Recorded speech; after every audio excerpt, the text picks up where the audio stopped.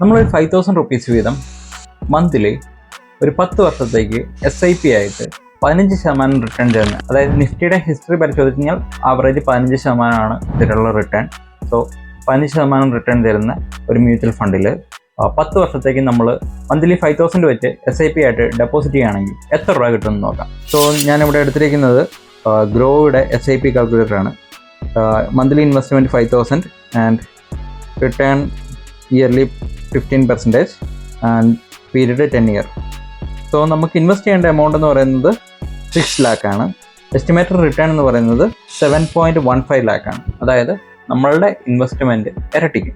And total amount എന്ന് പറയുന്നത് 13,15,091 രൂപ വരും. ആൻഡ് ഈ സമയത്ത് നമ്മളൊരു 20 വർഷത്തേക്ക് അത് പിന്നെയും കണ്ടിന്യൂ ചെയ്യുകയാണ്. ഈ 5,000 തന്നെ വെച്ച് നമ്മൾ 20 വർഷത്തേക്ക് കണ്ടിന്യൂ ചെയ്യുകയാണെന്നുണ്ടെങ്കിൽ നമ്മുടെ ഇൻവെസ്റ്റ്മെൻറ്റ് എന്ന് പറയുന്നത് 12 ലക്ഷം രൂപയാണ്. ആൻഡ് എസ്റ്റിമേറ്റഡ് റിട്ടേൺ എന്ന് പറയുന്നത് 54,35,367 രൂപയാണ്.